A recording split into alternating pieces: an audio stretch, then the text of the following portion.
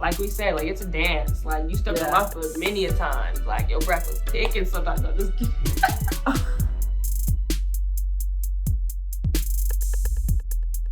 Hi, welcome back to our channel. I'm Susie. And I'm Ness, and this is Mom and Daughter Talk, where we hope to inspire, encourage, and uplift your mother-daughter relationships. So thank you for joining. We are back and better than ever.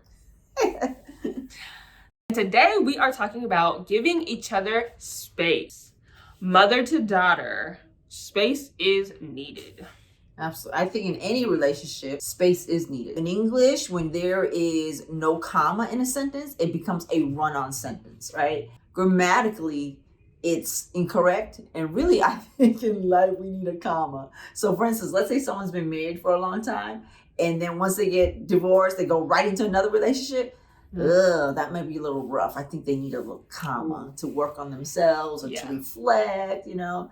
I know for myself, after I was divorced, I was ready. The first 2 years, like, yes, I'm ready to be married again. But now in retrospect, given the fact that I'm in it 6 years now, as far as my divorce, I see that it was wise that I didn't get married the first 2 years. Yeah. That's a good point. I learned a lot about myself within the next 4.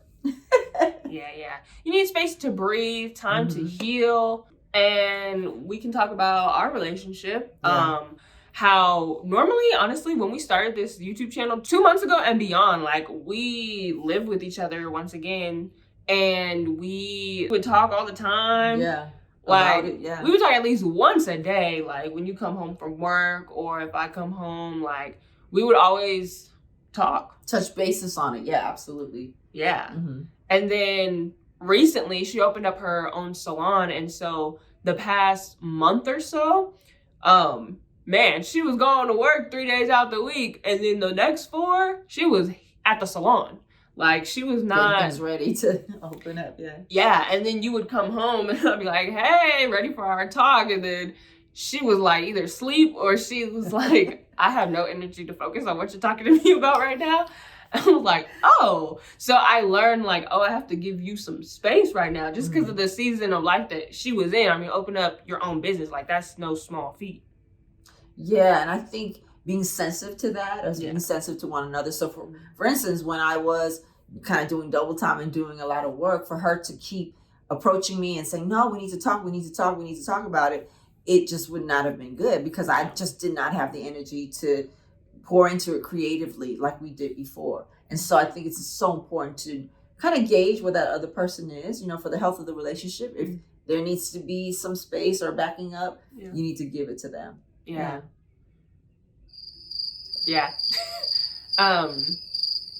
So question, when you were going through, you know, kind of working and getting things done for the salon, did you even notice, like, I knew you needed time and I gave you space to do so, but we never had that, like, sit down conversation, because sometimes, you know, you may need to have a sit down conversation with your mom or your daughter to say like, hey, I need space right now. Like if you saw that I wasn't giving you space that you needed, how would you have approached me, or would you have like talked to me about it, or would you have just caught attitudes with me? Like how would that have looked?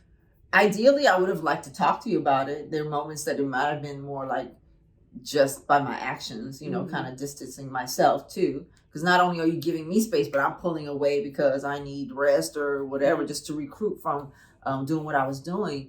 But I didn't need to talk to you because I trust that you're wise enough to kind of sense. And I think vice versa too, you know, because we're living together as adults, right? So she, you know, as we mentioned before, she graduated college, was living in LA, had a great job, or still has a great job, but they told her to work from home. So now she's back home. Yeah.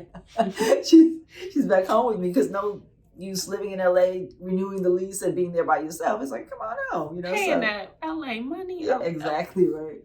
So so now that we're living together as adults, I think we're treating each other like adults. You know what I mean? If you had a roommate, then it's not that you have to always be under their wing or, you know, this, that, and the other. So, but with us, of course, we had to learn because as she was a child, she was kind of more dependent on me. But now, you know, we're more autonomous.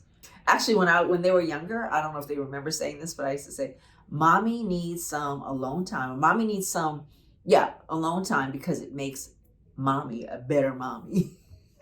Oh, that's cute. Yeah, and I think about, in an airplane when there's an emergency and those masks come down, they always tell the passengers, do not put it on your child first, put it on you first, so that you could be of the right mind, so that you don't pass out, right? To be able to, in turn, help the child that's next to you. Yeah. So I think that's a good principle of, it's a balance, of course, right? And I think especially as women, because we're natural nurturers, sometimes we can lose ourselves, even in our kids, when they're dependent on us. But it's so needful to allow ourselves to have self-care and to have that space. Yeah. And then in turn, to give each other space as well. Do you feel like, let me ask you, do you feel like from on the flip side where I give you space? Yeah. Okay. Yeah. And how would you like that to be communicated? Like, do you kind of sense that, or do you want someone to tell you? Oh, if I wanted space away from you? Mm-hmm. Oh, I mean, I definitely would want you to communicate it to me. Mm-hmm. For me, I feel like if we get in a body language type of war where we're not using our words, but like you're coming in and you're trying to talk to me when I need space, like my facial expressions are just all written over my face. So you would kind of catch it by my attitude. It'll come off like an attitude. Or maybe like my tone will be very like snippy. And you've told me this before, and short. So if I didn't communicate it to you, you would have like noticed it. It's all in our face. Really, I see it in your eyes. I see it in your face, your demeanor. Yeah. And also vice versa too. And I can't really control it. I mean, but like there's some people in the world, I don't know where y'all at in the world, and I haven't met somebody who's like me in this way, but it's just sometimes it's like you just cannot control your facial expressions, and you looking at somebody so crazy, but like I be trying to hide it. I'm like, oh, they can't tell I'm mad, but my face is like. So yeah. So in knowing myself and knowing that, I know it would be best for both of us if I just let you know, like, hey, like, can you give me some space right now? Like, I'll talk to you tomorrow or whatever. Yeah. So you got to know yourself too. Yeah. In order to kind of communicate that with somebody and articulate it and saying like, hey, I need space from you right now. I love you dearly, love you to death, but now is not the time for me right now. Right. And hopefully the person on the receiving end understand. Yeah, and will not take it personally. Yeah. That it's that saying, it's not you, it's really me, right? When you're breaking up with somebody. Yeah. It's not you, it's me. But really, it is. You need that time, right? Yeah. And so, don't take it personally. It's not that they don't love you, that they don't want to hang out with you. Yeah. It's just about timing. Now, I can see you taking it personally if they try to communicate to you in such a nasty way, like, why are you always coming in my room? Like, you might take that a little personal, but then that would have to have another sit down conversation. And I will say, like, it is it's a constant thing that you have to be intentional about in communicating with your mom or your daughter, because there are times like I'm just in such a emotional state, like I don't want to simply say, hey, can you give me space type of thing. And then that can easily snowball into the next day. Like, you guys are having this tension. Nobody talks about it. And, holding grudges. Like, it can easily snowball into something so huge to where I'm living with my mom or my daughter and I don't like it. Or I'm living with whoever I'm living with and we just don't talk anymore. And it could have simply been from such a petty thing. Right. I think it's so important to address it when it's a minor thing and not allow it to get to be a major thing. And that's in any relationship. Yeah, and it takes a lot more energy and effort to address those small minor things. And so I think that's why, minor things might happen and then we try to tell ourselves in our mind like, oh, it's not that big a deal, like I'll get over it. But then you realize, oh no, I was actually counting all the things that they were doing, and you keep it stored in the back of your mind like it's ammo. And so when they're ready to, like, when they pop off or they say something to you, you got all this ammo, you ready to fire it all off, guns a-blazing. At K-47. Yeah. Another thing too, when you talk about sweeping something under the rug, right? So the more you sweep things under the rug, the only thing is eventually that rug has a lump in it.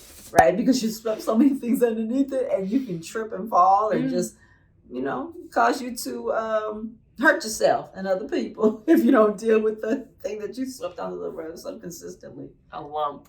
Don't get a lump in your rug. Don't get a lump in your rug. So yeah, I would say communication, articulation, understanding like even the minor things, like be sure to talk about it and try to say it in a loving, understanding, compassionate way, you know? Would you say that I've gotten better in like articulating and communicating to you things that I need from you?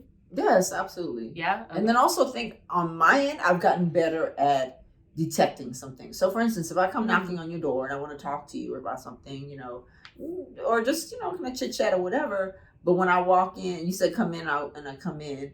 And that's another thing, especially with adult children, you should knock on the door. You really should. Don't just bust in. Heck yeah. And vice versa, right? Just yeah. It's a form of respect and courtesy.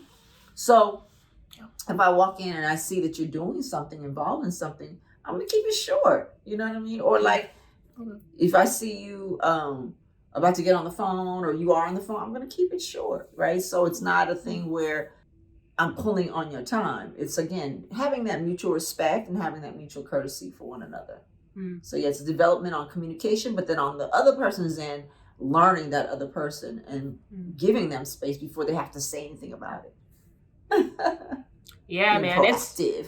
It's a dance. It's a tango. It takes two to tango. Yeah, you have to. It's beautiful when you get in rhythm. It is, but before you get on rhythm, somebody's stepping on somebody's toes, right? Somebody, you know what I mean? Ouch. Might have bad breath. Might have to tell somebody, hey, like, we dancing together. Like, get it together. Way too close. Yeah. Space. Yeah. Distance. Exactly. Social distancing at a whole other level.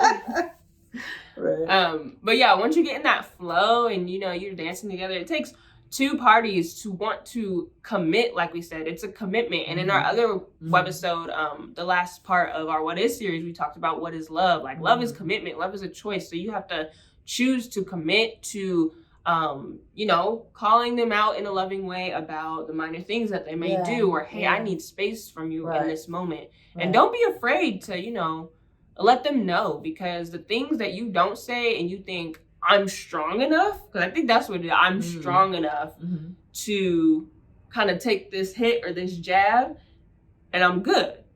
But that's just really growing a callus over your heart.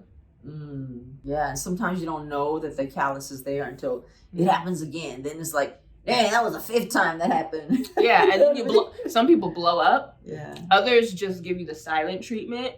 I think that's how like these mother-daughter relationships are really just taking a hit, man, because daughters have moved back in with moms, and it's like, you never, when you were younger, had to deal with these things. You never had to sit the people down and talk to them and work on the minor things. Like, you just didn't have to. Yeah. But you know, the beauty of it is that even if when you were growing up under that roof, maybe things weren't very communicative, but really it's never too late to change.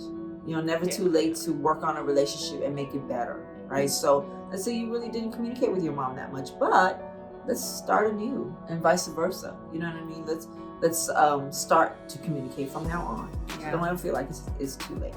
And it takes two parties, two to tango, two parties to want to do that. But if you are the only one who is trying to do that, I think it would just take more effort, more energy on your end. But I wouldn't like feel spited or feel, you know, like, oh, I got the bad end of the stick. Like, that's just how my mom is. Like, she's not gonna listen to me. Like I wouldn't take that like heart posture in a sense, because that's also like hardening your heart towards your mom, you know, or vice versa.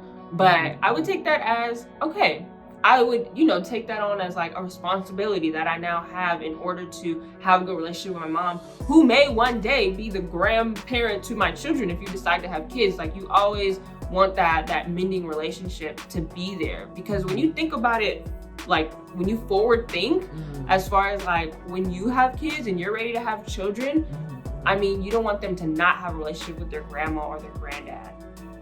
Yeah, absolutely. And I think it's about looking at the bigger picture. Yeah. Right. So really, even if there's moments of disrespect with one another, really you look at the bigger picture of the relationship itself, right? Yeah, you don't want any regrets. Like, I'll just share with you, actually, it's been about 12 years now where my dad passed, and he passed suddenly.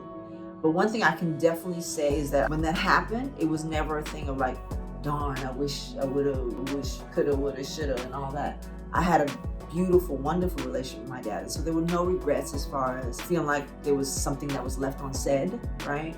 In the positive way, as far as, loving and things like that. So you always want to look at the bigger picture. Like that person that you might be having some friction with, and it's minor in the big scope of things, may not be there. Because you know what? The Bible says tomorrow's not promised. So don't ever take each other for granted. Yeah. I think that's important, especially in a relationship like this, Yeah. So just be intentional. It is very possible. I honestly never thought that I would be this close to my mom. Especially when I was younger and I asked her to be my best friend and she basically said no. She was like, no, not right now. You only have one mother. We talked about this in another episode. Yeah. But I'm just reiterating. Okay. But you understand now why, though, right? Yeah, I've been understood. I was just bringing it up as a point to say, like, I never thought we would get this close because when I was little, I felt a little rejected by you because you had said you couldn't be my best friend when I was, 15? Yeah. So now with our relationship, like, becoming stronger and everything, like we said, like, it's a dance. Like, you stepped on my foot many a times. Like, your breath was kicking sometimes. No, just kidding. Darn. I mean, I'm sure my breath was kicking too. I'm sure. Figuratively, right? We're talking figuratively. Yes, figuratively. Right? Sorry. Like halitosis, good night. Figuratively. But we had to get through those little pains and aches and all these different things in order to get to where we are now. Yeah. But when you get to that point of, since you're using the example of dancing, like ballroom dancing or any kind of dancing, salsa, whatever, it is a beautiful unit. Right, and we're moving together to the same rhythm, and rhythm of the beat. And it's beautiful. It's beautiful when you get into a flow of understanding one another. Not that there's not going to be challenges, but you know that the fundamental part of the relationship is love and respect and honor of one another. Yeah. And sometimes you have to go through the moments and seasons in your relationship where you need to give each other space. Like giving each other space will help it to grow in the future. Yeah, and I think I liken it to a plant or something where when you put it out in the sunlight, you can't sit there talking about grow. You just got to give it space and give it time for it to do its thing.